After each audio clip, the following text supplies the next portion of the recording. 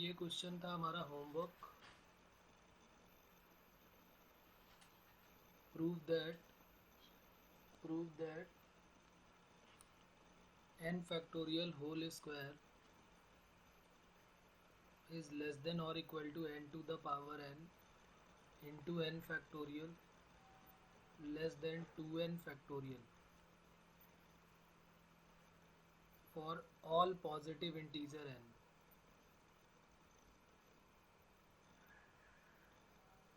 ये ना भी देते तो हमें पता था कि फैक्टोरियल आ गया तो मतलब पॉजिटिव इंटीजर की बात होगी। अब जरा सॉल्व करते हैं इसको, देखते हैं कैसे सॉल्व करेंगे।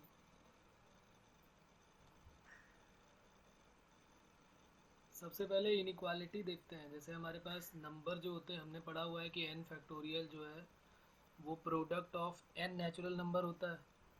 तो 1 into 2 into 3 into 4 into 5 into n तक ये हो जाएगा। तो अगर मैं बात करूं कि 1 और n में कौन बड़ा होगा, 1 और n में कौन बड़ा होगा, तो ये इंक्रीजिंग ऑर्डर में जा रहा है। तो 1 और n में हम बोल सकते हैं कि n जो है वो क्या होगा, ग्रेटर देन और इक्वल टू होगा। या तो n की वैल्यू 1 से इक्वल होगी, या तो ग्रेटर देन। इक्वलिटी कब होगी, जब n की वैल्यू 1 हो जाएगी। जब n की वैल्यू 1 होगी तो n की वैल्यू 1 हो जाएगी तो 1 इक्वल टू 1 हो जाएगा। और अगर 2 3 4 हो गई तो ग्रेटर देन हो जाएगा। तो इसका मतलब हम यहाँ पर इनइक्वालिटी लाने की कोशिश करेंगे कि 1 जो है वो लेस देन और इक्वल टू n है। क्या हम इस तरह 2 को बोल सकते हैं कि 2 भी लेस देन और इक्वल टू n है, 3 भी लेस देन और इक्वल टू n है। सिमिलरली अगर हम आगे भी बात करें यहाँ पर, तो क्या हम बोल सकते हैं कि n जो है वो लेस देन और इक्वल टू n हो जाएगा। अब जरा इनका मल्टीप्लाई कर देते हैं। मल्टीप्लाइंग, जैसे ही मल्टीप्लाई करोगे तो 1 into 2 into 3 into 4 up to dash dash, यहाँ n आ जाएगा। यहाँ पर n into n into n into n करते करते n टाइम्स तक मल्टीप्लाई हो जाएगा। तो इसको हम क्या बोलते हैं, 1 2 3 से लेके n को हम बोलते हैं n फैक्टोरियल। और n n n का जब n टाइम तक मल्टीप्लाई होगा तो क्या हो जाएगा, n to the power n हो जाएगी। ये बात समझ में आ रही है कि n का n में मल्टीप्लाई होगा 2 बार तो n स्क्वायर हो जाएगा, 3 बार होगा तो क्यूब हो जाएगा। तो इसलिए n का मल्टीप्लाई n टाइम्स तक हो रहा है तो n to the power n हो जाएगा। तो एक हमने यहाँ तक प्रूव कर लिया कि n फैक्टोरियल की जो वैल्यू है वो लेस देन और equal to n to the power n है। यहाँ पर अगर हम ध्यान से देखें अपने क्वेश्चन में, तो यहाँ पर यही दिया हुआ है। इतने पार्ट को सिर्फ ध्यान से देखो। तो यहाँ पर n फैक्टोरियल की वैल्यू जो है वो होल स्क्वायर में है और n to the power n है, और n फैक्टोरियल यहाँ पर भी है और एक n फैक्टोरियल यहाँ पर भी है। तो क्यों ना हम बोथ साइड किसका मल्टीप्लाई कर दें, n फैक्टोरियल का। Multiply both side by n factorial. जैसे ही n फैक्टोरियल का बोथ साइड मल्टीप्लाई करोगे तो यहाँ पर क्या हो जाएगा, n factorial into n factorial less than और equal to n to the power n into n factorial. तो ये बन गया n फैक्टोरियल का होल स्क्वायर लेस देन और equal to n to the power n into n factorial. तो ये हमारा आधा क्वेश्चन प्रूफ हो गया। यहाँ तक किसी को कोई डाउट है क्या बच्चों, बताओ। RHS में उसके बाद अगर हम ध्यान से देखें तो अब हमें किससे कंपेयर करना है, इन दोनों को कंपेयर करना है, इसको इसके साथ कंपेयर करना है। तो अब हमने 2n फैक्टोरियल के बारे में बात याद होगी, पिछले टर्म पे हमने 2n फैक्टोरियल को ओपन किया था। तो उसी को ज़रा एक बार और ओपन करके दिखाते हैं कि क्या आता है 2n फैक्टोरियल की वैल्यू। तो 2n फैक्टोरियल को जब हम ओपन करते हैं तो 2n आता है बाहर, फिर 2n माइनस 1 बाहर आता है, फिर 2n माइनस 2, ऐसे करते करते करते करते फिर आता है n प्लस 3 आता है, फिर n प्लस 2 आएगा, फिर n प्लस 1 आएगा। ऐसे करते करते और पीछे जाएंगे तो फिर 3 आएगा, फिर 2 आएगा, फिर 1 आएगा। तो ये सारी वैल्यूज़ हमको मिलने वाली है यहाँ तक, ये पूरी और ये इसके बाद ये पूरा का पूरा, मतलब मल्टीप्लाई में यहाँ ब्रैकेट नहीं लगाते हैं, यहाँ पूरा ब्रैकेट नहीं लगाएंगे क्योंकि ये पूरे के पूरे टर्म मल्टीप्लाई में और 1 तक चला जाएगा। ये 2n फैक्टोरियल की वैल्यू ये आ जाएगी। ये हमने पिछले टर्म पे इसको डिराइव भी किया था और इस तरह का क्वेश्चन भी 2 क्वेश्चन किए थे इस टाइप के। तो इसी में हमको कंपेयर करना है कि 2n फैक्टोरियल को देखो और क्या लिख सकते हो। इतने पार्ट को तो याद होगा कि यहाँ से लेके जो ये वाला पार्ट था n+1 के बाद n आया था, इतने पार्ट को हम क्या नाम देते थे वहाँ पर, n आएगा फिर n-1 n-2 से करके, इसका नाम हम देते थे n फैक्टोरियल। यानी इसको हम लिख सकते थे 2n फिर 2n-1। ये हमने पिछले टर्म पे वहाँ पे काम किया हुआ है। ये चाहो तो अपनी कॉपी में पीछे देखो, अगर तुमने नोट किया होगा तो तुम्हें मिलेगा ये कि n+3 n+2 और n+1 यहाँ तक तो सेम है, और साथ में n फैक्टोरियल भी है। तो अब हम इसको थोड़ा सा और लिख लेते हैं। ये आ जाएगा, पहले n फैक्टोरियल लिख लेते हैं, बाद में क्या आ जाएगा n+1, उल्टा लिख लेते हैं n+1 n+2 से लेके up to dash dash n+n। यही तो है, यही तो लिख लिया यहाँ पर देखो। ये जो 2n है इसी को हमने लिख दिया n+n करके। बाकी इसके पहले भी आएंगे बहुत सारे टर्म जो डॉट डॉट के साथ है। n+1 वाला ये टर्म लिख लिया, n+2 वाला ये लिख लिया, n+3 आगे होगा, और n+n का मतलब 2n हो गया। यानी कि 2n फैक्टोरियल को हम ऐसे लिख सकते हैं। तो एक तो हमें ये ध्यान रखना चाहिए, कुछ हमने ये क्वेश्चन भी किया था, अगर देखो अपनी कॉपी में तो ये यहाँ तक हमने क्वेश्चन पिछले टर्म पे किया हुआ है। तो ये भी एक रिज़ल्ट की तरीके। वैसे हमें 2n फैक्टोरियल का जो रिज़ल्ट था वो याद रखना था, 2 की power n into n factorial into 13579 ऐसे करके था। अब आगे क्या करेंगे इसके बाद, इतना करने के बाद अब ज़रा देखो यहाँ पर भी वही कंपैरिजन वाला काम करना पड़ेगा। हम कंपेयर करते हैं n+1 को n के साथ, तो n+1 और n में कौन बड़ा होगा, क्योंकि हमें n+1 लाना है, n+2 लाना है, और इधर n फैक्टोरियल ही लेके आना है। तो अगर n+1 को देखेंगे तो n+1 और n में n बड़ा होगा, n+2 और n में भी n बड़ा होगा। हमें जो लाना है वही हम मल्टीप्लाई करने जा रहे हैं, n+1 n+2 फिर n+3, ये भी n से बड़ा होगा। ऐसे करते करते डॉट डॉट डॉट n+n जो होगा n+n वो भी किससे बड़ा हो जाएगा, n से। इनका फिर एक बार मल्टीप्लाई कर देते हैं। मल्टीप्लाइंग, जैसे इनका मल्टीप्लाई करेंगे हम,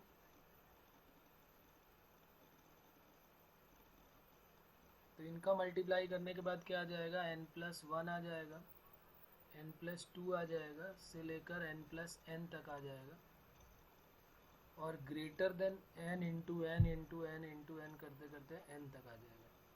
ये सारी वैल्यू जब मल्टीप्लाई करोगे n+1 n+2 n+n तक, तो ये ऊपर लिखा हुआ है कि इसकी वैल्यू क्या हो जाएगी। इसमें सिर्फ कितने की कमी है, यहाँ से यहाँ तक का पार्ट तो हम ले आए, बस हमें किसका मल्टीप्लाई और करना है, n फैक्टोरियल का। अगर हम बोथ साइड और मल्टीप्लाई कर दें तो ये 2n फैक्टोरियल बन जाएगा। तो हम क्या लिखते हैं यहाँ पर देखो, multiplying both side by n factorial. तो ज़रा n फैक्टोरियल का मल्टीप्लाई करो, तो n फैक्टोरियल n+1 n+2 से लेकर n+n तक, और इसको जब मल्टीप्लाई किया n को n टाइम्स तक, तो n की पावर n बन गया, और साथ में n फैक्टोरियल का मल्टीप्लाई हुआ है। तो अब ये इस पूरे पार्ट को जो यहाँ से यहाँ तक पार्ट लिखा हुआ है, इसको हम क्या बोल सकते हैं, 2n फैक्टोरियल। तो 2n फैक्टोरियल की वैल्यू हमेशा ग्रेटर हो गई n to the power n into n factorial से। तो ये हमने सेकेंड पार्ट उसका प्रूफ कर लिया। तो ये हमारे दोनों पार्ट जो है प्रूफ हो गए। एक ये फर्स्ट वाला पार्ट जो ऊपर अभी हमने किया, और यहाँ पर हमने देखा कि 2n जो है वो n to the power n और n फैक्टोरियल के मल्टीप्लाई से बड़ा है।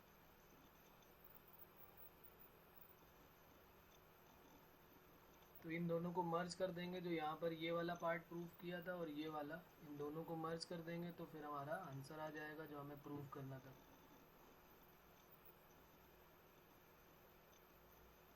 फ्रॉम 1 and 2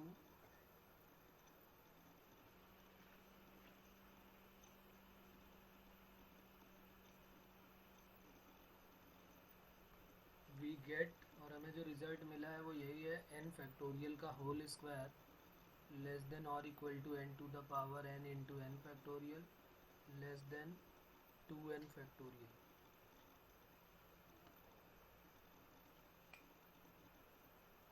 ठीक है, यहाँ तक हो गया। तो ये हो गया हमारा क्वेश्चन नंबर 3। अब जरा क्वेश्चन नंबर 4 की बात करते हैं। इसमें कोई प्रॉब्लम, कहीं पर कुछ पूछना है बच्चों?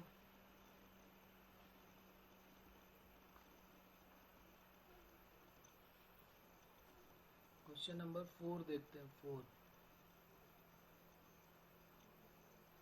इसमें कह रहा था prove that 24 factorial plus 1 is not divisible by any number between 2 to 24। Prove that 24 factorial plus 1 is not divisible by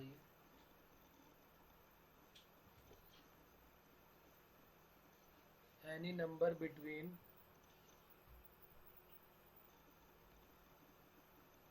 2 to 24। कह रहा है 2 से 24 के बीच में कोई भी नंबर ले लो, 24 फैक्टोरियल प्लस 1 जो है वो परफेक्टली डिविजिबल नहीं होगा, यानी कुछ ना कुछ रिमाइंडर तो बचेगा ही बचेगा। तो इसको हम ऐसे समझ सकते हैं, देखो यहाँ पर कैसे समझेंगे, देखो यहाँ पर 24 फैक्टोरियल प्लस 1 है ना, तो इसको हम थोड़ी देर के लिए n फैक्टोरियल प्लस 1 ले लेते हैं।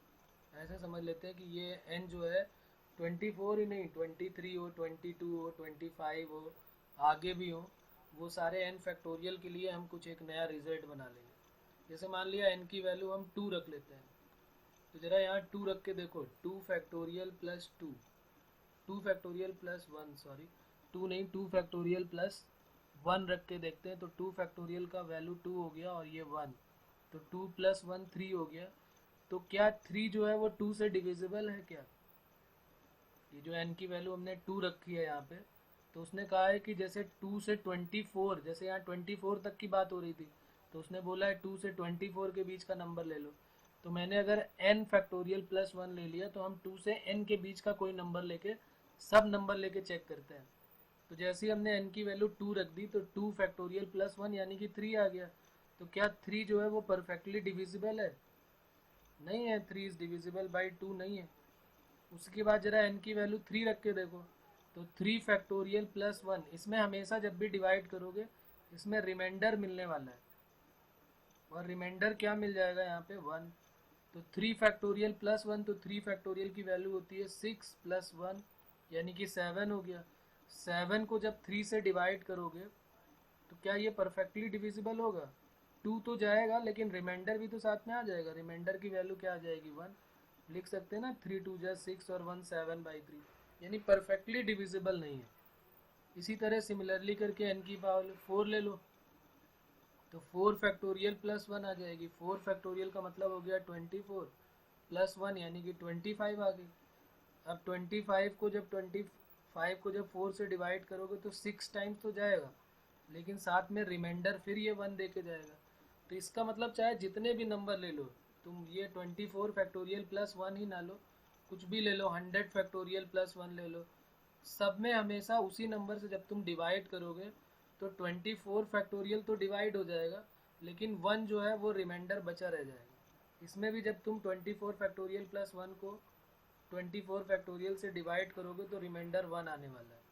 तो यहाँ पर एक इम्पॉर्टेंट पॉइंट करके हम लिख सकते हैं कि जब भी कभी n फैक्टोरियल की बात होगी, n फैक्टोरियल की, तो n फैक्टोरियल प्लस 1 जो है वो कभी भी 2 और n के बीच के किसी भी नंबर से डिविजिबल नहीं होगा। तो इम्पॉर्टेंट पॉइंट करके लिख लेते हैं, n factorial plus 1 is not divisible by any number from 2 to n।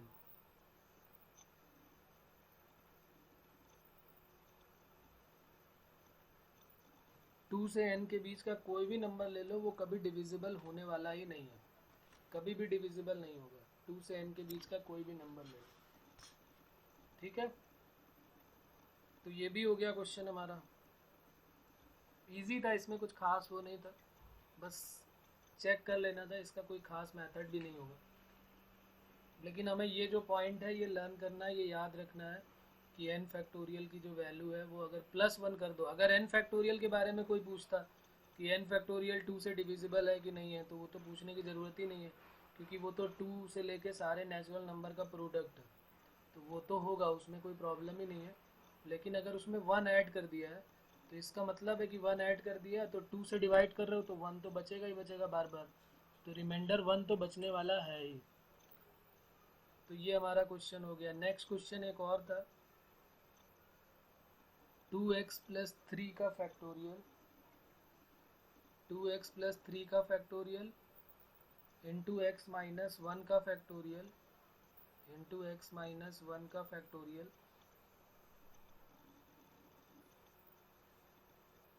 Whole divided by x plus 1 का फैक्टोरियल और 2x प्लस 1 का फैक्टोरियल और इक्वल टू कितना आ गया, 7। हाँ जी बताइए। इसका आंसर 2 है। इसका आंसर 2 है, बिल्कुल सही है। -1 भी आया है ना इसका आंसर, कि नहीं आया? हाँ ये सर -1 को तो नेग्लेक्ट कर देंगे ना क्यों? सर।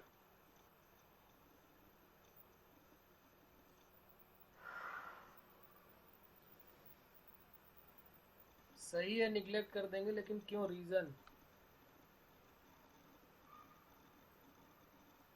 चलो मैं बताता हूँ क्यों निगलेक्ट करेंगे, अभी थोड़ी देर में कहानी ये भी क्लियर हो जाएगी। पहले तो सबसे पहला काम इसको छोटा करना है, तो मैंने बताया था कि हमेशा बड़े फैक्टोरियल को ओपन करते हैं तो छोटा फैक्टोरियल मिलता है।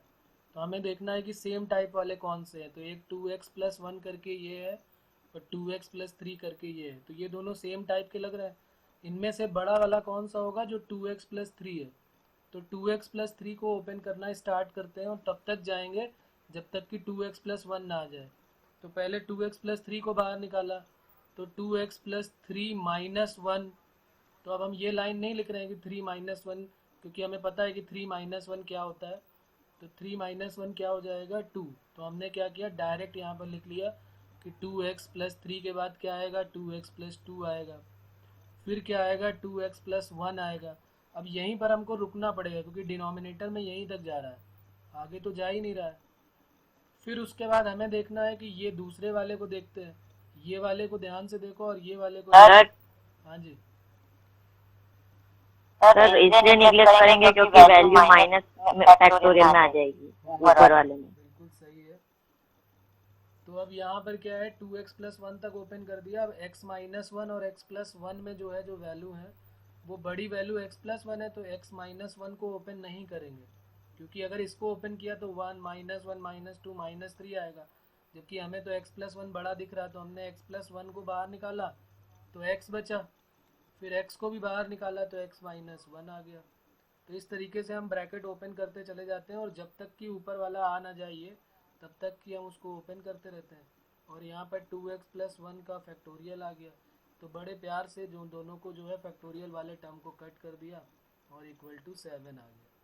अब यहाँ पर एक प्रॉब्लम है, देखो मैं इसके बारे में बताता हूँ, थोड़ी बात करते हैं यहाँ पर कि 2 कॉमन लेने के बाद ये x प्लस 1 हो गया और यहाँ पर भी x प्लस 1 के साथ x है इक्वल टू 7।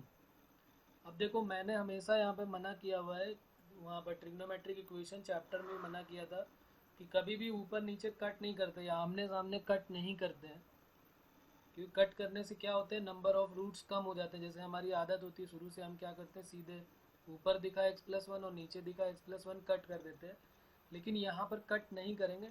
यहाँ पर अगर कट भी कर देते हैं तो कोई प्रॉब्लम नहीं होगी, क्योंकि इसको निगलेक्ट ही करना है। लेकिन अभी मैंने जब मना किया हुआ है कि हमें कट नहीं करना, तो हम इसको कट नहीं करते हैं।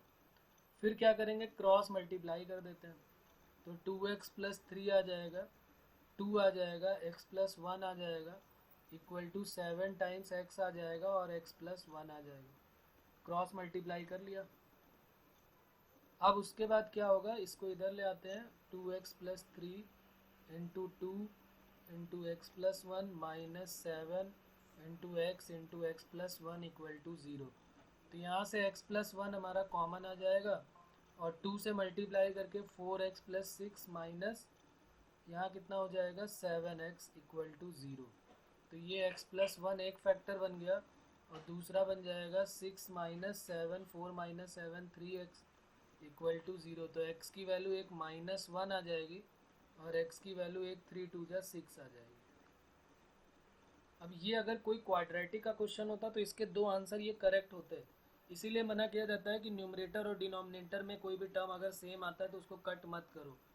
खासकर दो चैप्टर ऐसे हैं, एक ट्रिग्नोमेट्रिक इक्वेशन और एक है हमारा एक है क्वाड्रेटिक इक्वेशन और एक ट्रिग्नोमेट्रिक इक्वेशन। इसको हम बोलते हैं लॉस ऑफ रूट्स, रूट्स का लॉस हो जाता है अगर हम ऐसे कट करते हैं। हाँ, कोई प्लस माइनस में वैल्यू आ रही तो कट करनी पड़ेगी, लेकिन अगर कभी ऐसे कट करना पड़े, जैसे मैंने एक एग्जांपल लेके वहाँ भी समझाया था, एक बार फिर याद दिला दूँ कि x square equal to x लिखा हुआ है, तो कुछ लोग इसको ऐसे कट कर देते हैं और कह देते हैं एक्स की वैल्यू 1 आ गई। तो ये गलत बात है, गलत तो नहीं बोलेंगे लेकिन ये इनकम्प्लीट है।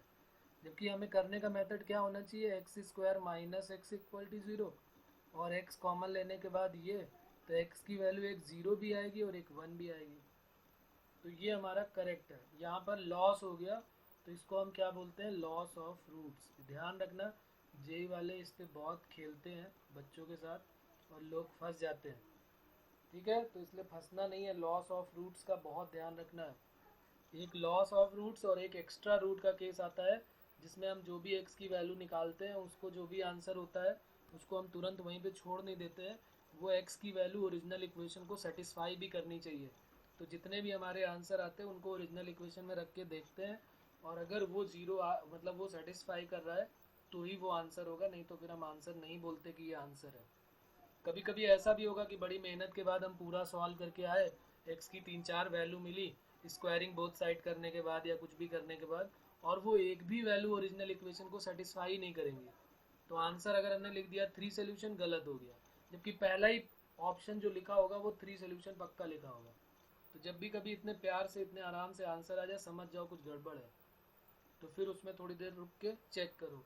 तो दो ध्यान रखने, एक लॉस ऑफ रूट और एक एक्सट्रेनस रूट या एक्स्ट्रा रूट।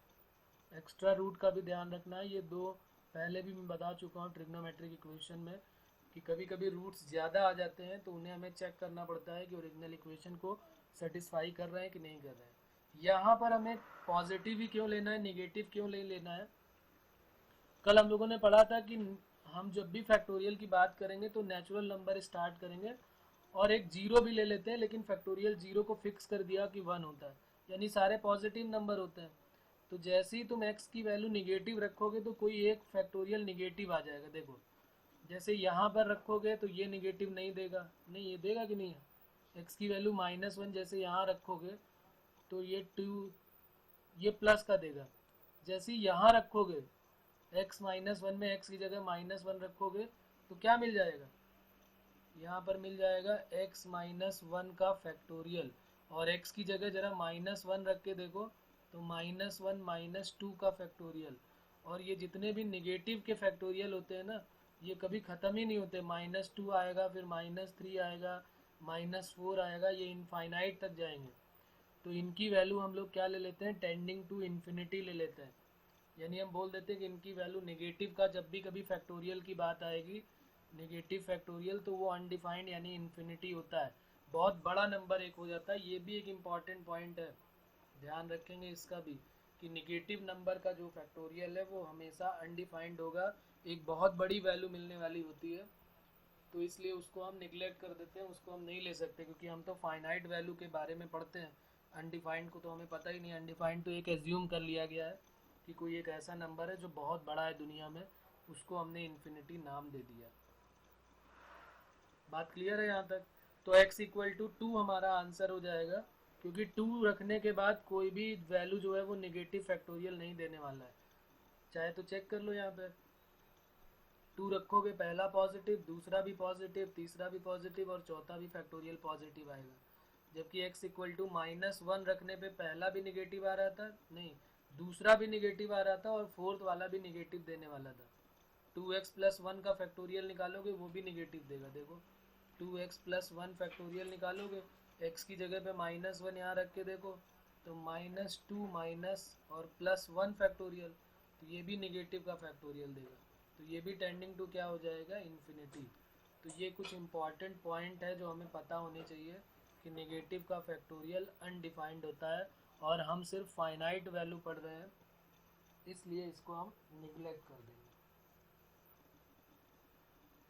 ओके बच्चों, तो ये तो बात हो गई हमारी पहले क्लास की। इसमें कोई प्रॉब्लम अभी भी किसी को कोई क्वेश्चन में है? और जो बचे हुए क्वेश्चन है उनमें किसी को कोई प्रॉब्लम है तो बोलो।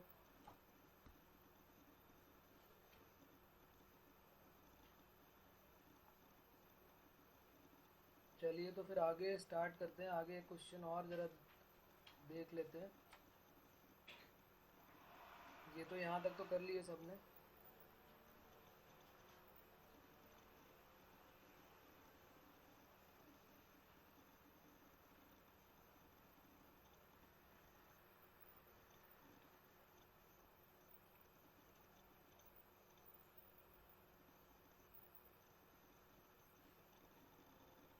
चलो कुछ कॉन्सेप्ट पढ़ लेते हैं फिर क्वेश्चन में आते हैं। अभी वो क्वेश्चन है नहीं मेरे पास, अभी मैं देता हूँ कि उसमें क्या आंसर आएगा। उसमें थोड़ा सा प्रॉब्लम आती है क्योंकि वो डिविजिबिलिटी टेस्ट वाला एक पार्ट है। वो बन जाता है कि अगर हमारे पास 1 से लेके n फैक्टोरियल तक है और उसको अगर हम डिवाइड करें तो क्या वैल्यू मिलती है। अभी मैं क्वेश्चन देता हूँ, 2 मिनट थोड़ा सा कॉन्सेप्ट और पढ़ लेते हैं फिर आगे बात करते हैं। तो लिख लेते हैं यहाँ पर। आगे नेक्स्ट हेडिंग है हमारी। ये तो हमारा हो गया बेसिक कि हमें यहाँ तक तो करना ही था। उसके बाद आगे बात करते हैं। नेक्स्ट हेडिंग लिख लेते हैं यहाँ से।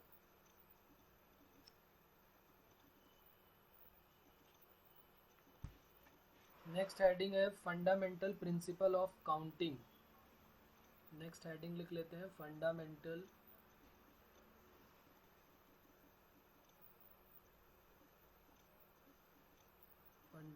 Principle of counting. Most important है ये। इसको FPC भी शॉर्टकट में बोल देते हैं, फंडामेंटल प्रिंसिपल ऑफ काउंटिंग। और बहुत इजी है। इसमें 2 रूल हैं। कौन कौन से रूल है? पहला रूल लिख लेते हैं। ये काउंटिंग करने के लिए कुछ रूल बनाए गए हैं और वो 2 ही रूल हैं। एक है एडिशन रूल और एक है मल्टीप्लिकेशन रूल। तो पहला लिख लेते हैं एडिशन रूल।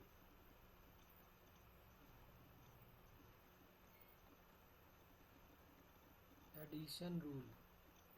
अब ये एडिशन रूल क्या होता है? इसको अच्छा एक और नाम दे देते हैं, इसको और करके भी लिखते हैं, और रूल भी बोलते हैं, और रूल। अभी इसके बारे में बात करते हैं सारी अच्छे से, फिर इन पे बेस्ड क्वेश्चन भी करेंगे। एक बार इनका स्टेटमेंट लिख लेते हैं कि ये एडिशन रूल क्या होता है। इसको एक ब्रैकेट में ऐसे भी लिख लेना, आइदर ए और बी। आइदर ए और बी, ये तीनों ही लिख सकते हैं यहाँ पर। बल्कि नाम से तो वही एडिशन रूल से ही आएगा कि एडिशन रूल क्या है। और वो क्वेश्चन में नहीं पूछा जाएगा, क्वेश्चन में अप्लाई कैसे करते हैं वो क्या है उसके बारे में बात करते हैं। तो एडिशन रूल हमारा क्या है लिख लेते हैं, फिर अभी क्वेश्चन इसके करते हैं। If a work A can be done, if a work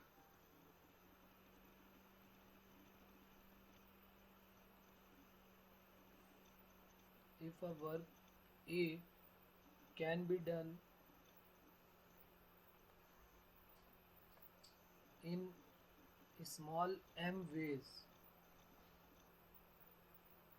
and work B can be done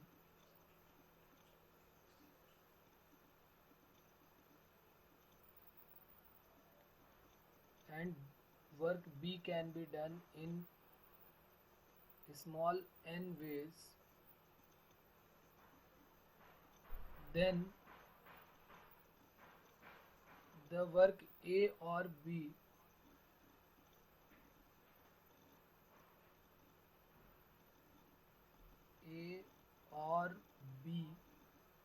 can be done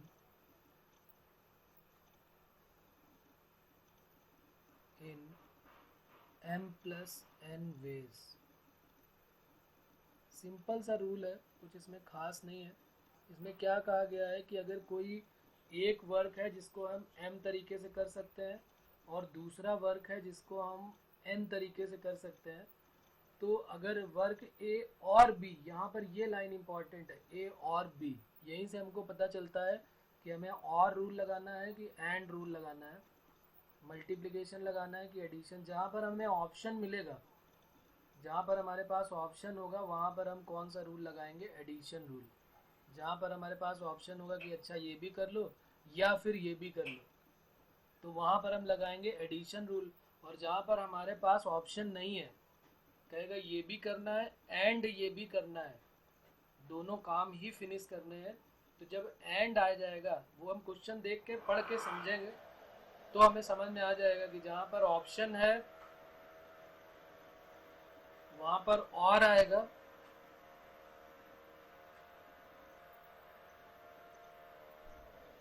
और जहाँ पर ऑप्शन नहीं है वहाँ पर एंड आएगा। जहाँ पर कहेगा कि ये भी काम करो एंड ये भी करो, तो वहाँ पर क्या आ जाएगा, मल्टीप्लिकेशन रूल। तो कह रहा है कि बहुत इजी सी बात है कि अगर कोई वर्क जो है वो m वेज से किया गया और दूसरा वर्क जो है वो n वेज से किया गया, तो टोटल वर्क क्या हो जाएगा, दोनों को ऐड कर देंगे। जरूरी नहीं कि दो ही वर्क हो सकता है दो से ज़्यादा भी वर्क हो। तो दो से ज़्यादा भी वर्क होंगे तो m plus n plus p plus q plus r, जितने भी वर्क होंगे अगर उनमें और की डेफिनेशन आती है, हमें पता चलेगा क्वेश्चन पढ़ के कि भाई यहाँ पर ऑप्शन हमको मिल रहा है। तो अगर ऑप्शन मिल रहा है तो इसका मतलब है कि हम वहाँ पर कौन सा रूल अप्लाई कर देंगे, एडिशन रूल। अभी क्वेश्चन देखेंगे तब और क्लियर हो जाएगा। अभी पहले इन दोनों का स्टेटमेंट लिख लेते हैं, फिर क्वेश्चन करते हैं और फिर समझोगे तुम ही और बताओगे कि इसमें प्लस करना है कि मल्टीप्लाई करना है। दूसरा है multiplication rule. Multiplication rule, multiplication rule को एंड रूल भी बोलते हैं, and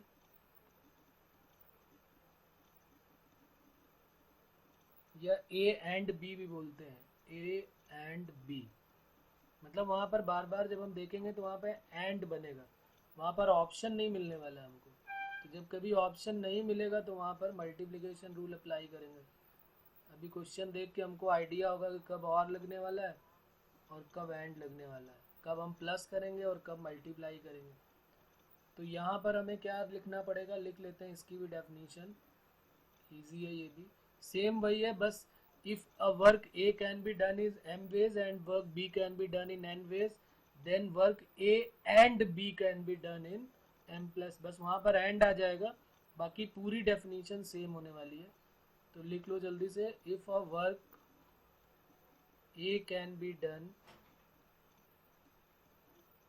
in m ways and work b can be done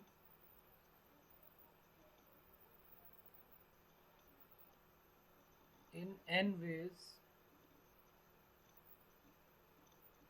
then the work A and B can be done in m into n ways। अब मैं यहाँ पर फिर वही बात करूँगा कि भाई अगर दो ही वर्क है तो दो का मल्टीप्लाई हो जाएगा, अगर 10 वर्क होंगे, 3 वर्क होंगे, 4 वर्क होंगे, तो उनमें सबको मल्टीप्लाई कर देंगे, चारों वर्क को जो है वो सबको मल्टीप्लाई कर देंगे। तो जहाँ पर जितने भी वर्क होंगे, ज़रूरी नहीं कि दो के बारे में लिखा गया है तो दो ही हो, तो जहाँ भी एंड आएगा ये भी करना है एंड ये भी करना है, तो वहाँ पर मल्टीप्लाई आ जाएगा। और जहाँ पर हमारे पास ऑप्शन होगा कि भाई ये भी कर लो या फिर ये भी कर लो और ये भी कर लो, यहाँ से चले जाओ और यहाँ से भी चले जाओ, तो फिर वहाँ पर क्या हो जाएगा, और आ गया तो प्लस हो जाएगा। अब जरा एक क्वेश्चन देता हूँ तब तुम समझ के और इसमें बताओ कि कौन सा रूल इसमें फॉलो होगा। क्वेश्चन नंबर 1 लिखते हैं और खुद से चेक करो और बताओ कि यहाँ पर एंड रूल आएगा कि और रूल आएगा। वैसे एक बात मैं बता दूं कि एनसीईआरटी में जो हमारे है 11th क्लास में, वो वहाँ पर सिर्फ एंड रूल ही है, और रूल तो है ही नहीं, तो सिर्फ एंड रूल ही है, उसमें मल्टीप्लिकेशन वाला ही होता है, लेकिन और रूल भी हमारे जेई के सिलेबस में मिलने वाला है हमको। तो एक क्वेश्चन लिखता हूँ और उसमें तुम बताओ, जितना लिखने में टाइम लगेगा उससे जल्दी क्वेश्चन सॉल्व होगा, क्योंकि इनमें कैलकुलेशन बहुत छोटा होता है। तो लिख लेते हैं question 1।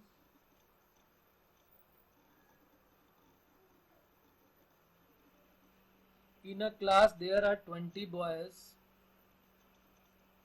In a class there are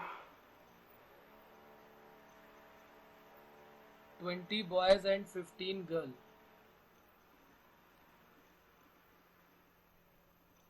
20 boys and 15 girls. 20 boys and 15 girls. In how many ways? In how many ways? In how many ways can the teacher select?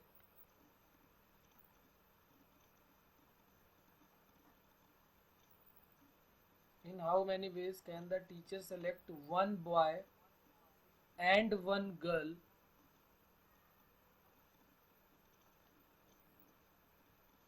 One boy and one girl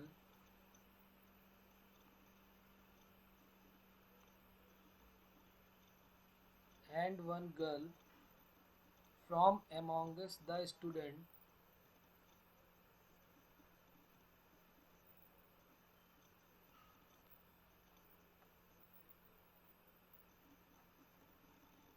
of class to represent the class to represent the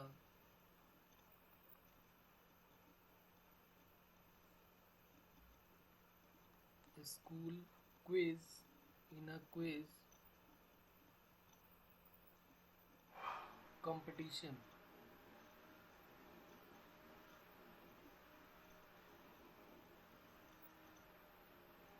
Sir, 300.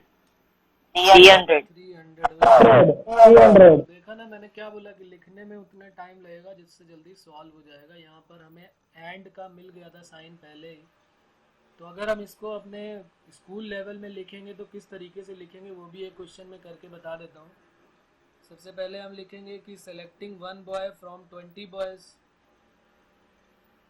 तो number of, ऐसे लिखेंगे पूरा method से, number of veg selecting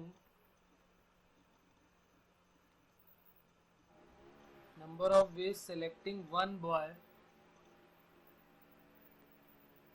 from 20 boys।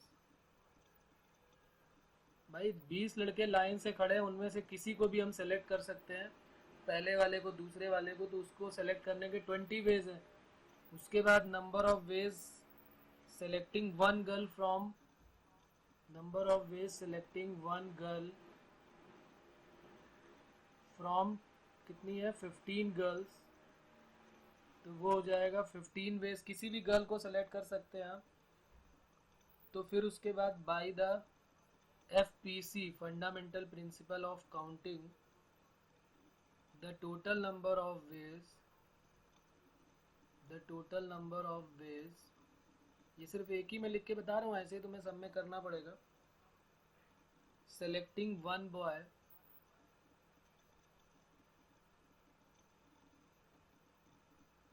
and one girl is equal to 20 into 15 equal to 300। तो ये हमारा answer हो गया। लिख लेते हैं एक सेकेंड क्वेश्चन में। A teacher has to select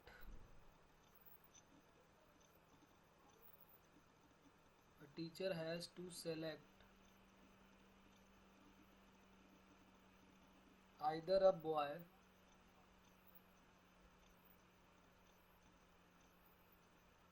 or a girl from a class of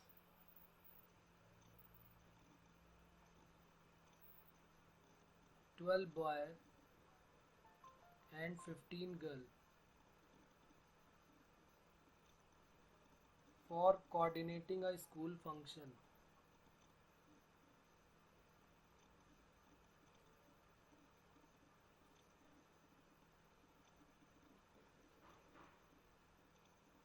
In how many ways can she do it? Sir, 27. 27। सही है, सही है। In how many ways can she do it?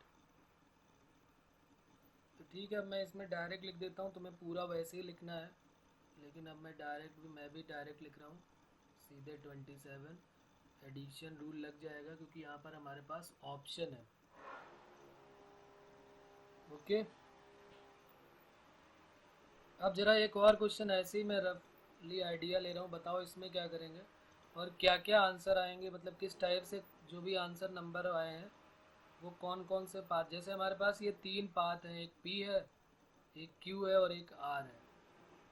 तो P से Q तक जाने के हमारे पास एक यहाँ से 1 वेज है और एक यहाँ से 2 वेज है, और क्यू से आर जाने के हमारे पास 3 वेजेस हैं, एक यहाँ ए वेज, एक बी वेज और एक ये सी वेज। तो अब क्वेश्चन हमारा है कि from going P to R, हमें पी से आर तक जाना है वाया क्यू, देन कितने पाथ मिलने वाले हैं। Find total number of path, find total number of path from P to R via Q is equal to 6 path मिलने वाले हैं। तो यहाँ पर मल्टीप्लाई हुआ कि यहाँ पर एडिशन हुआ, कैसे? Yes sir, 6. हाँ, कैसे पता चलेगा हमको? देखो, Sir, हमें ऐसे पता चला कि हमारे पास कोई ऑप्शन नहीं है, और नहीं है हमारे पास कि पहले पी से क्यू तक जाओ फिर क्यू से आर तक जाओ, ऐसा तो ऑप्शन नहीं है। उसने स्ट्रिक्टली बोला है कि आपको पी से आर तक जाना है और क्यू से होते हुए जाना है। तो पी से क्यू तक जाएंगे एंड क्यू से आर तक जाएंगे। तो पी से क्यू तक जाने के 2 वेज हैं और क्यू से आर तक जाने के 3 वेज हैं, तो टोटल 6 वेज हो गए। अब अगर कोई हमसे कहता भाई ये कौन कौन से वेज हैं जरा बता दो हमको, तो हम उसको ऐसे बता देते कि पी से पहले ये 1 जाता, ऐसे कर लेते पी क्यू आर, हमें जाना है ना, पी से पहले ये 1 जाएगा, फिर क्यू, और फिर क्यू से ए और फिर ये आर, ऐसे करते हुए ना, ये देखो यहाँ से पहले पी से यहाँ पर गया 1 और फिर ये क्यू से होते हुए ये यहाँ पर आ गया। तो इसको ऐसे लिख दिया P1 Q A R। तो पहला पाथ तो ये हो गया। दूसरा क्या हो जाएगा, इसी तरीके के 3 बनेंगे कि नहीं, P1 Q B R, P1 Q C R। तो 3 तो ये बन गए पाथ, और 3 जो है वो 2 के बन जाएंगे, P2 Q A R, P2 Q B R और P2 Q C R। कई बार नंबर फॉर्मेशन भी हमको करना पड़ेगा, तो कई बार इसलिए हमको लिख के देख लेना चाहिए, तो हमारी प्रैक्टिस अच्छी हो जाती है। तो ये हमारे 6 वेज हैं, तो हमारे पास ऑप्शन नहीं था तो यहाँ मल्टीप्लाई हमको करना पड़ा। अब जैसे मान लो हम यहाँ पर एक और क्वेश्चन ले लेते हैं, क्वेश्चन नंबर 4। एक बड़ा सा रूम है यहाँ पर,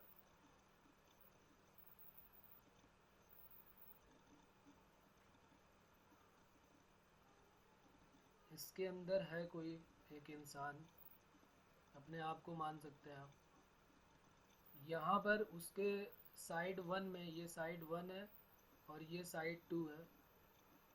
यहाँ पर 2 गेट है, साइड 1 में एक गेट यहाँ पर है और एक गेट यहाँ पर है, और साइड 2 में यहाँ पर 4 गेट है, 1 2 3 और ये 4 गेट है। अब क्वेश्चन ये है कि वो आदमी कितने तरीकों से गेट के बाहर जा सकता है। Find the number of veg in which the man can go out. Sir, 8. Sir, 6. हाँ sir, 6. Find the number of ways a man can go out.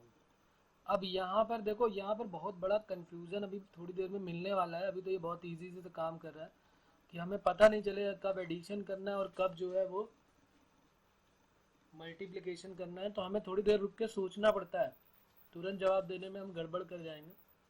हमें ये देखना है कि इस मैन के पास ऑप्शन है कि नहीं है। या तो ये आदमी जो है वो इधर से भी जा सकता था, इसके पास ऑप्शन है ना, ये आदमी जो है वो साइड 1 से भी जा सकता था, जो साइड 1 है, और करके ये साइड 2 से भी जा सकता है।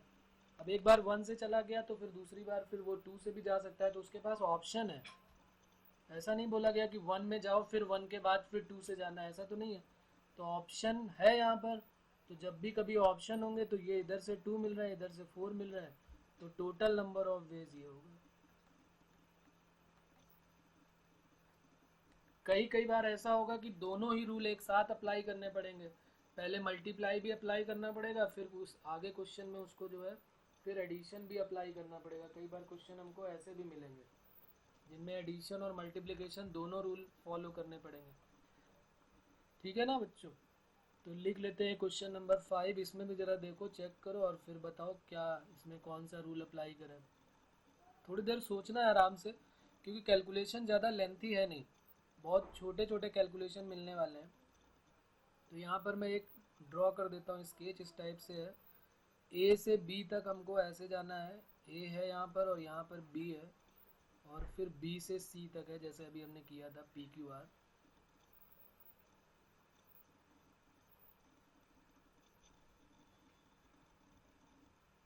ए से बी तक गए हम यहाँ पर, तो ए से बी तक के जाने के 4 वेज हैं। एक यहाँ पर गए, यहाँ पर गए, और एक ये इधर से जा रहा है, और एक ये यहाँ से जा रहा है। तो ये इसका नाम है रोड 1, पहले रोड बाई रोड जा रहा है, ये R2 हो गया, और ये बाई ट्रेन T1 हो गया, और ये बाई ट्रेन, बल्कि ट्रेन नहीं, इसको चलो एयर कर लेते हैं, ये बाई एयर ले लेते हैं। तो बाई एयर ये जा रहा है, तो ये A1 हो गया। ए से बी तक जाने के 4 रास्ते हैं, 2 रास्ते बाई रोड वाया रोड जाएंगे, और 2 रास्ते हैं एक ट्रेन से और एक बाई एयर है। और बी से सी तक भी ऐसे ही जाना है हमको। बी से सी में पहले जाएंगे, तो ये R1 डैश नाम रख लेते हैं इसका, इसका नाम हो गया R, इसका नाम चलो T1 डैश कर लेते हैं। यहाँ पर इसका नाम रख लेते हैं T2 डैश, और ये यहाँ पर आ जाएगा हमारा A2 डैश या A1 डैश, जो भी कर दो, चलो A1 डैश कर लेते हैं, या A2 डैश, जो भी है, A1 डैश। तो इसको T2 भी मान सकते थे, क्योंकि T2 तो हमारे पास है ही नहीं, तो चलो T2 डैश मान लिया। T2 भी मान सकते थे, कोई प्रॉब्लम नहीं है। क्वेश्चन हमारा क्या है, find the number of ways of going, find the number of ways of going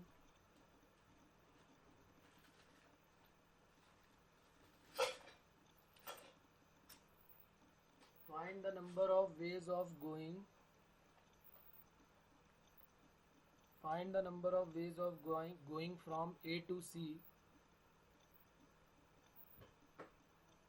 via B and without using same mode of transportation, and by using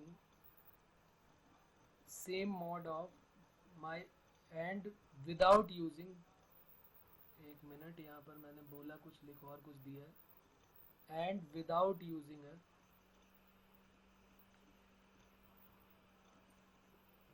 and without using,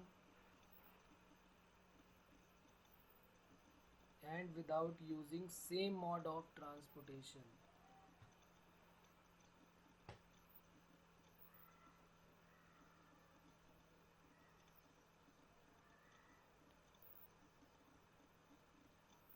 चलो अब इसमें दिमाग लगाओ, फिर मैं बताऊंगा इसमें क्या है करना पड़ेगा हमको।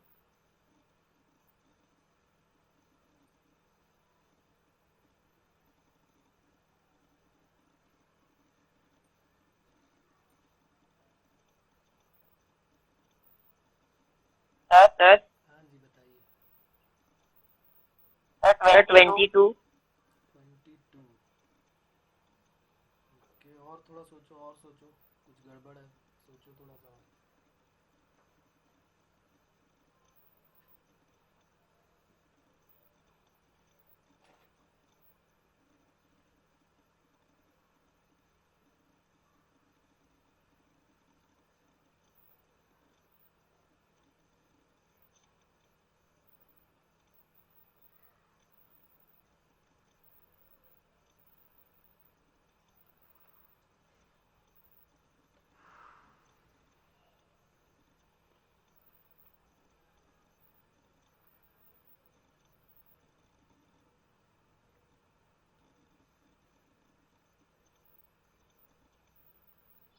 सर 8।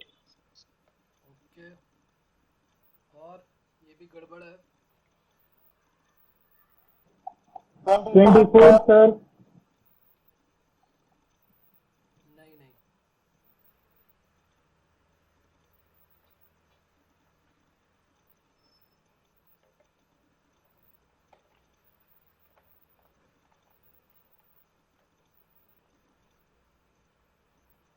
देखो मैं बताता हूँ, क्वेश्चन अभी समझ में नहीं आया।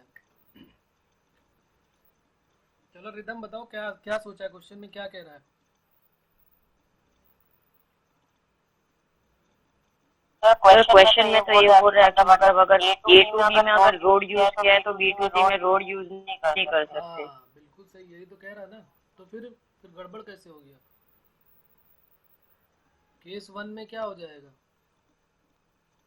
अगर केस वन में हम ए से बी तक गए हैं, रोड यूज़ किया हमने, ए से बी में हमने रोड यूज़ किया, तो ए से बी में रोड यूज़ करने के कितने मेथड है? दो ही मेथड है ना। टू।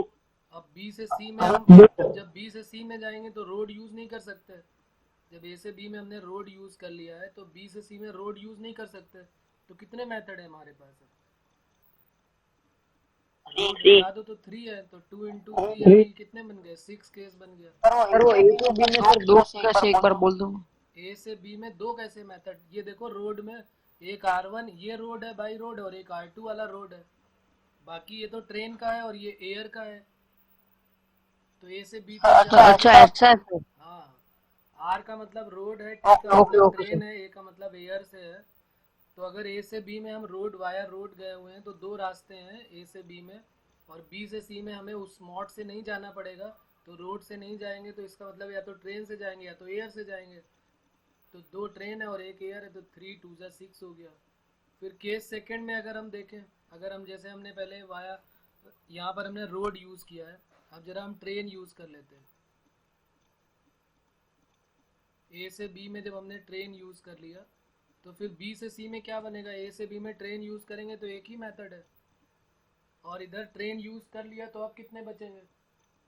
बी से सी में ट्रेन का यूज़ नहीं करना है हमको, तो दो ही मेथड तो होंगे ना, या तो R1 डैश से जाएंगे या तो A1 डैश से जाएंगे, क्योंकि ट्रेन से तो जाना नहीं है हमको। तो ये 2 हो गया। तो केस सेकंड में हमारे पास ये हो गया। केस थर्ड में क्या हो जाएगा? ट्रेन के बाद अब हम एयर का यूज़ कर लेते हैं। पहले में एयर से जाने के कितने मेथड है? एक। दूसरे में एयर से ना जाने के कितने मेथड है? 3। तो 1 इंटू कितना हो गया? 3। 3। तो देखो यहाँ पर सब में सर 11। हाँ, सब में यहाँ पर प्रोडक्ट रूल यूज़ हुआ कि नहीं? अब उसके बाद इन तीनों में फिर हमें कौन सा रूल यूज़ करना पड़ेगा? एडिशन, क्योंकि तीनों को ऐड करना पड़ेगा ना। तो total number of ways equal to यहाँ पर हो गया 6 प्लस 2 प्लस 3, तो ये हो गया 11, हमारा आंसर हो गया। समझ में आ गई बच्चों बात? अब तो मेरे ख्याल से क्लियर हो गई होगी, ऐसा कुछ है नहीं इसमें खास। तो कभी कभी दोनों रूल यूज़ करने पड़ेंगे, कभी एक से काम चलाना पड़ेगा, कभी दोनों। अभी बहुत सारे क्वेश्चन इसमें मिलेंगे इस टाइप के, ये कोई अभी पहला क्वेश्चन नहीं है या अभी आखिरी नहीं हो गया, अभी बहुत सारे मिलने वाले हैं, लेकिन और भी कुछ सारी चीज़ें पढ़ने के बाद। तो ये तो हमने पढ़ लिया एडिशन रूल और एक पढ़ लिया मल्टीप्लिकेशन रूल। अब लिखते हैं एक और रूल आता है इसमें जो जेई के पॉइंट ऑफ व्यू से इम्पॉर्टेंट है और एक बड़े से कैलकुलेशन को छोटा कर देगा। मोस्ट इम्पॉर्टेंट रूल है ये, और इसका नाम है बाइजेक्शन रूल। ये एक बहुत बड़े कैलकुलेशन को छोटा कर देगा। और ये जो हम परमुटेशन कॉम्बिनेशन पढ़ रहे हैं, ये प्रोबेबिलिटी में भी सारा काम आने वाला है। तो इसलिए सारी चीज़ें इसकी याद होंगी, तभी प्रोबेबिलिटी के क्वेश्चन भी हम अच्छे से कर पाएंगे, नहीं तो ये अगर गया तो समझो प्रोबेबिलिटी भी गई। और बाइजेक्शन रूल से क्या होता है? बाइजेक्शन रूल का मतलब क्या होता है, किस तरीके से बाइजेक्शन रूल का क्या मीनिंग है और ये कब यूज़ करेंगे? तो यहाँ पर क्या होता है, अगर तुम्हें याद हो तो तुमने 10th में एक पढ़ा होगा कि total number of favourable case और प्लस अनफेवरेबल केस मिला के क्या बन जाते हैं? नंबर ऑफ, अगर फेवरेबल वेज चाहिए हमको तो टोटल नंबर ऑफ वेज चाहिए, तो हम अनफेवरेबल और फेवरेबल दोनों को ऐड कर देते हैं। तो उसी को हम बाइजेक्शन रूल बोल देंगे कि नंबर ऑफ, यहाँ लिख लेते हैं, नंबर ऑफ फेवरेबल वेज। अब अब ये देखने में बहुत छोटा लगेगा कि अरे इसमें तो कुछ है ही नहीं, ये तो हमें पता है, लेकिन कई बार हम बहुत बड़े क्वेश्चन को ये छोटा करने वाले हैं। अभी हम करेंगे क्वेश्चन, तब आइडिया होगा, तब याद रखना इसको। Total number of ways minus number of unfavourable veg.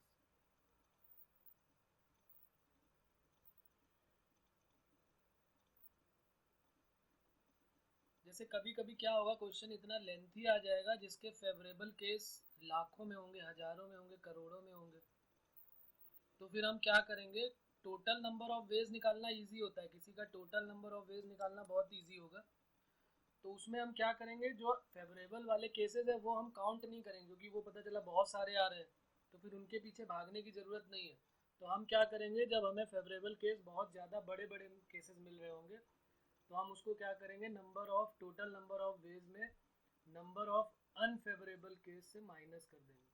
मतलब टोटल नंबर ऑफ वेज में अनफेवरेबल वाले माइनस कर देंगे।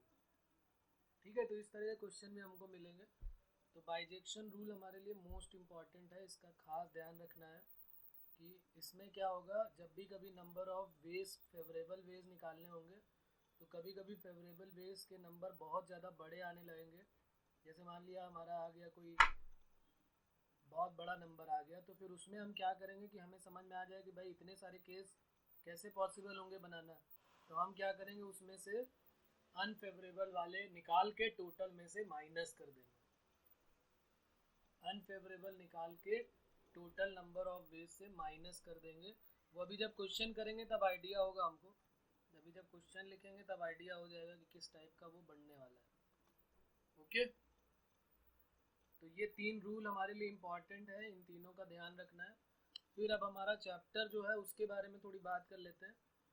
तो लिख लेते हैं इस तरीके से, दो कॉलम बना लेते हैं। इनको वैसे अलग अलग हमें पढ़ना है, लेकिन अभी जो है हम थोड़ा सा इन दोनों के बारे में यहाँ पर बात कर लेते हैं। कभी कभी तो बहुत बड़ा डाउट हो जाता है कि कब परमुटेशन लगेगा और कब कॉम्बिनेशन लगेगा, तो उसमें भी एक बहुत बड़ा डाउट होता है। तो इस तरीके से एक लाइन ड्रॉ कर लेंगे बीचों बीच से इस तरीके से, और यहाँ पर हेडिंग लिख लेंगे परमुटेशन,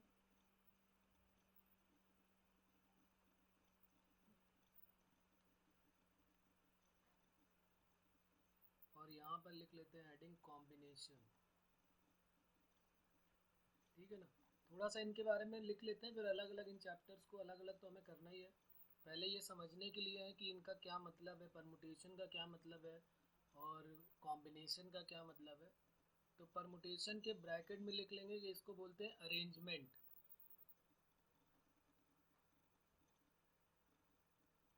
जैसे हम अरेंजमेंट करते हैं ना, उसी को परमुटेशन बोलते हैं। जैसे कई लोगों को बैठालना है हमको कि चेयर में भाई 5 लोग हैं और हमारे पास 10 चेयर है या 20 चेयर है, तो उनको कितने नंबर ऑफ वेज से हम उनको बैठा सकते हैं, तो वो अरेंजमेंट होता है। अरेंजमेंट में क्या होता है, ऑर्डर ऑफ थिंग जो है वो इम्पॉर्टेंट होती है, कि जैसे ए और बी को बैठाला तो वो अलग केस होगा, और बी और ए को बैठाला तो वो अलग केस माना जाएगा। तो यहाँ अरेंजमेंट होता है, इस बात का ध्यान रखेंगे। परमुटेशन तो मैथमेटिकल वर्ड हो गया, सिंपल मतलब उसका होता है अरेंजमेंट, कि हम अरेंज करने जा रहे हैं। तो लिख सकते हैं टू अरेंज अ थिंग, बाकी आगे तो फिर लिखेंगे इसके बारे में। यहाँ लिख सकते हैं टू अरेंज द थिंग। चीज़ों को अरेंज करने में, ऑर्डर में जमा करने में, ऑर्डर में जमाने को, ऑर्डर में लगाने को, उसी को हम क्या बोल देते हैं, अरेंजमेंट बोल देते हैं। और जब कॉम्बिनेशन होता है तो कॉम्बिनेशन के ब्रैकेट में लिख लेते हैं कि ये सिलेक्शन होता है, selection.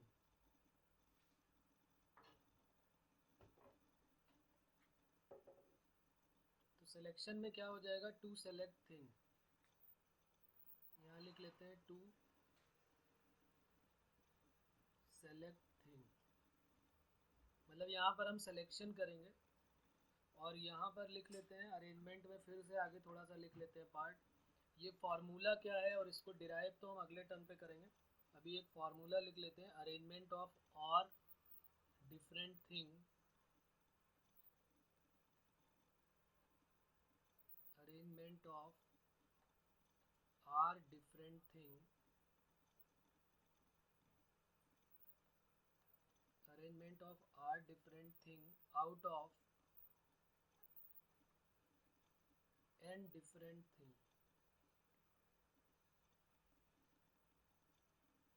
Is equal to, permutation को हम इस तरीके से एन और आर के केस में हम परमुटेशन को ऐसे पढ़ते हैं एन पी और आर, एन ऊपर लिखते हैं, पी बीच में और आर नीचे। ये नोटेशन होता है परमुटेशन का, और इसका एक फार्मूला होता है n factorial upon N minus are factorial. ये एक इसका फार्मूला होता है।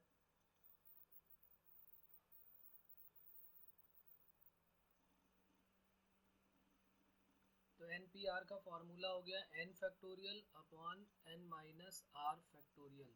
इसमें हमें ये ध्यान रखना है कि n की वैल्यू हमेशा ग्रेटर देन और इक्वल टू r होनी चाहिए, क्योंकि अगर n की वैल्यू r से छोटी होगी तो फैक्टोरियल नेगेटिव आ जाएगा, और नेगेटिव फैक्टोरियल का मतलब हो गया कि अनडिफाइंड हो जाएगा। तो इसलिए एन पी आर में हमेशा n जो है वो r से बड़ा होना चाहिए। एन पी आर को ऐसे भी लिखते हैं, कई कई बार बुक में ऐसे भी लिखा होगा, या ऐसे करके नोटेशन होता है, या इसको ऐसे भी लिख लेते हैं p करके ब्रैकेट में यहाँ पर n और यहाँ पर r हो जाता है, या फिर इसको ऐसे भी लिख लेते हैं p यहाँ पर n और यहाँ पर r। ये सब नोटेशन है NPR के, तो इस तरीके से डिनोट करते हैं NPR को। कई बार ऐसे भी लिखा होता है p ब्रैकेट में n कॉमा r। तो ये NPR का मतलब परमुटेशन है, p का मतलब परमुटेशन है, n का मतलब है टोटल नंबर ऑफ थिंग्स है, और r का मतलब है डिफरेंट थिंग्स है। अभी हम अगले टर्म पे इस फॉर्मूले को डिराइव भी करेंगे किस तरीके से बना है। अभी सिर्फ एक ये है मोटो कि हमको पता चल जाए कि NPR का मतलब क्या है, परमुटेशन है, और अभी हम NCR लिखेंगे तो उसका मतलब क्या है, सिलेक्शन है, यानी कॉम्बिनेशन है। इसमें जो लिखेंगे वो क्या लिखेंगे, सिलेक्शन ऑफ, यहाँ पर भी लिख लेते हैं selection of r thing, selection of r different thing,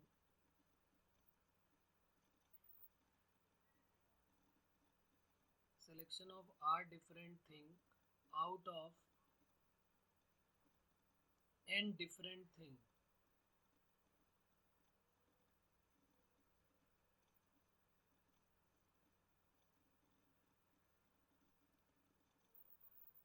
is equal to क्या हो जाएगा, NCR। और NCR का जो फॉर्मूला है वो होता है n factorial upon r factorial और n minus r factorial.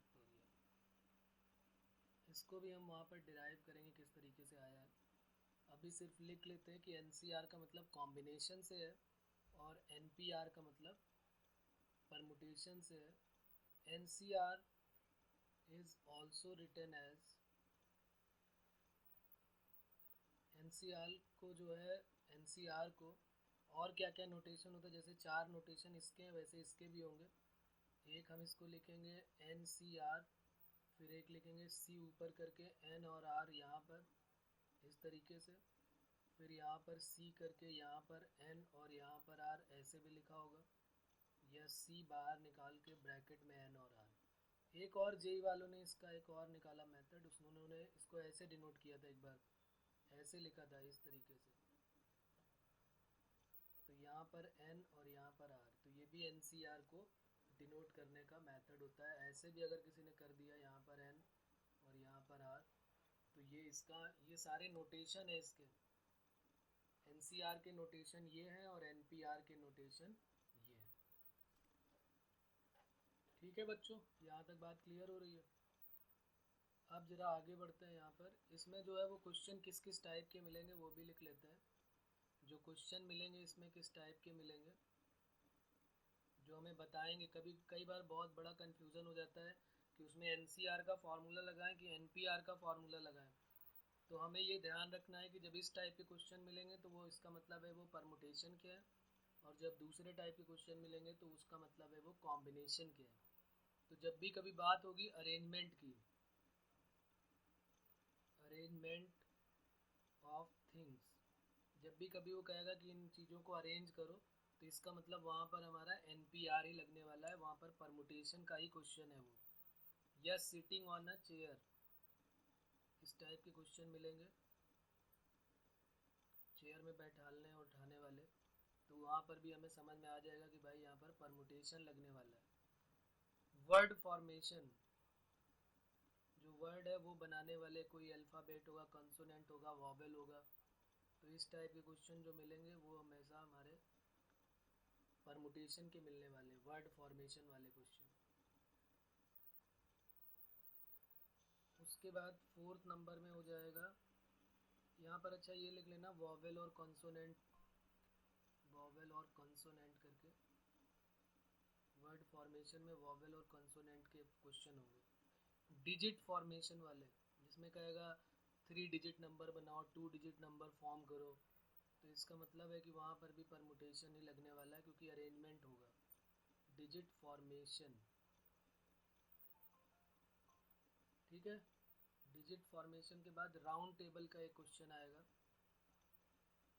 Round table में अरेंज करने वाले, जैसे डाइनिंग टेबल होती है ना राउंड टेबल, तो उसमें राउंड टेबल में अरेंज करने के लिए हमको राउंड टेबल अरेंजमेंट लिख लेते हैं। तो राउंड टेबल वाले क्वेश्चन भी इसी में परमुटेशन में ही आने वाले होते हैं। इसमें कौन कौन से, इसमें तो कम ही होंगे। इसमें हो जाता है नंबर 1 में लिख लेते हैं ग्रुप मेकिंग। जब ग्रुप बनाना होगा, 10-10, 20-20 लोगों का ग्रुप बनाना होगा, तब वहाँ पर कॉम्बिनेशन यूज़ करना पड़ेगा। कमिटी, कमिटी बनानी होगी 10 लोगों की, 20 लोगों की। कमिटी वाला क्वेश्चन बहुत इंपॉर्टेंट होता है, ये एनसीईआरटी की बुक में भी मिलेगा और जेई वालों ने भी कई बार इसको पूछा हुआ है, कमिटी मेकिंग। उसके बाद ज्योमेट्रिक प्रॉब्लम कुछ आएंगी कि एक लाइन है, एक सर्कल है, तो वो कितने, कुछ उसमें पॉइंट को लीनियर है तो कितनी जगह पे कट करेंगे, या एक लाइन से कितने ट्रायंगल बन सकते हैं, 3-4-10 लाइनें दी होंगी, उनसे कितने ट्रायंगल बन सकते हैं। तो इस तरीके के ज्योमेट्रिकल प्रॉब्लम जो होंगे, ज्योमेट्रिक प्रॉब्लम, उसमें भी हम जो है कॉम्बिनेशन का यूज़ करेंगे। फिर सेलेक्ट करने में, कलेक्ट करने में, ये तो सेलेक्टिंग लिख लेते हैं, कभी किसी को सेलेक्ट करना होगा तो सेलेक्टिंग में तो हमें पता ही है कि सेलेक्टिंग करने में हमें सिलेक्शन का यूज़ करना पड़ेगा, या चीज़ों को कलेक्ट करना होगा तो उसमें भी हमारा कॉम्बिनेशन का यूज़ होगा। यूजुअली हम क्या करेंगे, हम जो है कॉम्बिनेशन वाला फार्मूला तो यूज़ करेंगे, लेकिन ये जो परमुटेशन वाला फार्मूला है, कोशिश हमारी यही होगी कि इसका हम बहुत रेयर केस में यूज़ करेंगे, ठीक है ना, क्योंकि इसमें कन्फ्यूज़न रहता है। जब हम दोनों फार्मूले यूज़ करते हैं ना, तो हमें कन्फ्यूज़न रहता है कि हम कॉम्बिनेशन कब लगाएं और सिलेक्शन कब लगाएं। तो हमारी कोशिश ये रहेगी कि ये वाला जो फार्मूला है इसको अवॉइड करें। लिख लेते हैं यहाँ पर। वैसे तो कभी कभी ऐसा होगा कि अब एनपीआर का क्वेश्चन ही दे दिया है, तो फिर उसमें थोड़ा ना अवॉइड कर सकते हैं, उसमें तो हमको रखना ही पड़ेगा उसको। लेकिन अभी जब कभी कॉम्बिनेशन का काम होगा तो हम कैसे करते हैं वो लिख देता हूँ यहाँ पे, लिख लो यहाँ पे, usually we avoid use of formula of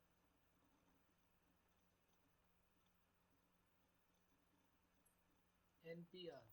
NPR के फार्मूले को अवॉइड करेंगे। वी फर्स्ट सेलेक्ट, पहले हम सेलेक्ट करेंगे एंड देन परम्यूट कर देंगे। परम्यूट का मतलब परमुटेशन कर देंगे। जैसे हमारे पास यहाँ पर है ना फार्मूला एनपीआर का, तो एनपीआर का फार्मूला अगर तुम ध्यान दोगे तो एनसीआर इंटू आर फैक्टोरियल ही लिखा हुआ है। यहाँ पर देखो, अगर ऊपर देखो ध्यान से, ऊपर यहाँ पर ध्यान से देखो, तो क्या मैं यहाँ पर इसको ऐसे लिख सकता था क्या, कि ये अगर हम एन इतने पार्ट को ध्यान से देखो, जो ये वाला पार्ट है यहाँ से लेके इतना पार्ट, एन फैक्टोरियल से लेके ये वाला और ये वाला पार्ट जो है, तो इसको हम भी बोल सकते थे ना एन पी आर और अपॉन आर फैक्टोरियल, क्योंकि एन पी आर का फॉर्मूला है ना N factorial upon N minus are factorial. तो एन पी आर की वैल्यू क्या हो जाएगी, N C R into R factorial. तो हम क्या करेंगे, पहले चीज़ों को जो है वो सेलेक्ट करेंगे। ये हमने क्या किया है, सेलेक्ट किया है, और देन इसको क्या करा दिया है, परम्यूट करा दिया है। तो हम कोशिश ये करेंगे कि हम पहले सेलेक्ट करें और बाद में परम्यूट कर दें, मतलब एनपीआर का डायरेक्ट फार्मूला ना लगाएं, हम पहले सेलेक्ट करें और बाद में उनको परम्यूट कर दें। अभी सिर्फ हमने केवल क्वेश्चन नहीं किए हुए हैं, अभी हमने सिर्फ परमुटेशन कॉम्बिनेशन का एक ब्रीफ वो दिया हुआ है कि हमको पता चल जाए कि इसमें क्या क्या फार्मूले मिलने वाले हैं। अगले टर्न पे हम यही करने वाले हैं, पहले परमुटेशन हेडिंग डालेंगे और उस परमुटेशन के बारे में सारा कुछ पढ़ेंगे, कि परमुटेशन एनपीआर का मतलब क्या है, वो तो खैर हमने पढ़ लिया अभी। एनपीआर का फॉर्मूला जो डिराइव हुआ वो कैसे हुआ, फिर उसके बाद हम पढ़ेंगे कि फैक्टोरियल 0 की वैल्यू 1 कैसे होती है, और उससे रिलेटेड कुछ क्वेश्चंस करेंगे अगले टर्म पे। ठीक है, आज हमारा होमवर्क इतना ही है कि हमें जो है इसको फिर से एक बार अच्छे से रिवाइज करना है और चीज़ों को याद रखना है। जो चीज़ें जो फॉर्मूले बताए जा रहे हैं वो ज़रूर याद रखें। डेली सुने जाएंगे आपसे, तो आप ज़रूर याद रखें, तुरंत जवाब दें और याद करें। ठीक है, ओके बच्चों, यहाँ तक बात क्लियर है सभी को? Yes sir. चलिए तो ठीक है, फिर बाकी हम लोग अगले टर्म पे करेंगे। ये सेलेक्ट और परम्यूट का क्या मतलब है कि पहले सेलेक्ट करें फिर परम्यूट करें, इसके बारे में हम वहीं पर आगे बात करेंगे। अभी तो हमने ये लिख लिया है कि भाई हम डायरेक्ट एनपीआर का यूज़ नहीं करेंगे, पहले हम सेलेक्ट कर लेंगे फिर उनको परम्यूट करा देंगे, और जब सेलेक्ट करके परम्यूट कराते हैं तो वो परम्यूटेशन ही हो जाता है। तो मतलब हमें ये समझ में आ जाना चाहिए कि जैसे हमें मान लो एक एग्जाम्पल से हम समझ सकते हैं कि जैसे मान लो कि 10 लोगों का सिलेक्शन, 10 लोग खड़े हैं, उसमें से 5 लोगों को हमें सेलेक्ट करना है।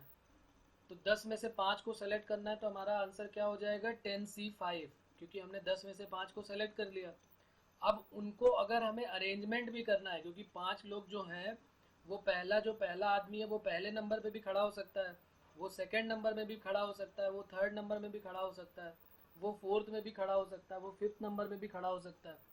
बात क्लियर हो रही है कि जैसे 10 हमारे पास प्लेयर हैं, उसमें से हमें 5 को सेलेक्ट करना है। ये 10 प्लेयर हैं हमारे पास, उसमें से हमें 5 को सेलेक्ट करना है। तो अगर सिर्फ सेलेक्ट करना होगा तो हमारा आंसर क्या हो जाएगा 10C5। ये नंबर ऑफ वेज क्या हो जाएंगे सिलेक्शन के। तो ये सिर्फ सेलेक्ट किया है आपने। और अगर वो कहते हैं कि नंबर ऑफ वेज परम्यूट करना है, तो जो अच्छा ये बताओ कि जैसे 5 लोग यहाँ पर खड़े हैं, इस तरीके से मैंने 5 खड़ा कर दिया, इनको अरेंज करने के कितने तरीके होंगे, ये कौन बताएगा? सोच के बताना ये क्या तरीके होंगे। ये मान लिया हमने ABCD 5 लोग हैं हमारे पास, तो कितने वेज होंगे इनको अरेंज करने के? पहले ये जो A वाला है, ये A वाला अपनी इस पोजीशन पे भी रह सकता है, A वाला यहाँ भी रह सकता है, A वाला यहाँ भी, A वाला यहाँ भी, A वाला यहाँ भी रह सकता है। सर 25 नहीं सर 5 फैक्टोरियल 5 फैक्टोरियल बिल्कुल सही है। 120 यस सर 5 फैक्टोरियल। क्यों ऐसा होगा? क्योंकि A को जब हम यहाँ से बैठा लेंगे तो हम A को इन 5 जगह में कहीं पर भी बैठा सकते हैं। और जैसे मान लो हमने A को किसी एक जगह पे बैठा दिया, तो अब बचे हमारे पास 4 लोग, तो उन 4 में से जब एक को बुलाओगे तो उन चारों जगह पे कहीं पर बैठा सकते हो। ठीक है, और उसके बाद फिर अब हमारे पास बचे 3 लोग, तो अब 3 में से उनको कहीं पर भी बैठा सकते हो, तो 3 हो गया। फिर उसके बाद 2 और फिर 1। तो इस तरीके से हमारे कितने नंबर ऑफ वेज हो जाएंगे उनको परम्यूट कराने के, उनके कितने वेज हो जाएंगे 5 फैक्टोरियल। बात क्लियर हो रही कि नहीं? इसके बारे में अगले टर्म पे और अच्छे से बात करेंगे। तो अगर हमसे नंबर ऑफ अरेंजमेंट वो कहेगा, नंबर ऑफ अरेंजमेंट यानी कि नंबर ऑफ अरेंजमेंट की बात होगी, तो हम पहले उनको सेलेक्ट कर लेंगे 10C5, ऐसे कर देंगे। पहले उनको सेलेक्ट किया तो 10C5 और देन उनको परम्यूट कर दिया। यहाँ पर हमने लिख दिया भाई 10C5 और फिर उनको 5 फैक्टोरियल तरीके से अरेंज कर दिया। इसी का मतलब ही है 10PR 10P5, इसका मतलब ही है ये नंबर ऑफ अरेंजमेंट। बात क्लियर हो रही है? तो चलिए ठीक है, फिर बाकी अगले टर्न पे करेंगे। Okay okay sir, thank you sir, bye sir. Okay, bye bye. Thank you sir, bye sir.